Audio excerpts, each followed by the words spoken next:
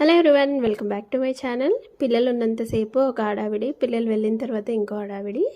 పిల్లలు స్కూల్కి వెళ్ళిపోయిన తర్వాత ఇల్లంతా క్లీన్ చేసుకొని ఫ్రెష్ అయిపోయి పూజ చేద్దామని పువ్వులు తీశాను. మా వారు నేను చేస్తానులే అనేసరికి సరే అనేసి ఇంకా స్టవ్ పైన రైస్ అయితే పెట్టేశాను. లంచ్ పంపించాలి కదా, ఇంకా తను కూడా పూజ చేసుకున్నారు. చేసిన తర్వాత నేనైతే దండం పెట్టుకున్నాను.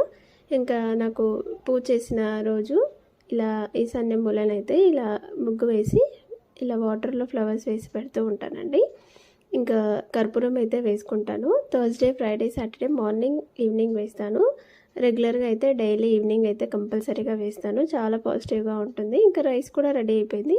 పిల్లల కోసం పెరుగన్నం అయితే చేస్తున్నాను.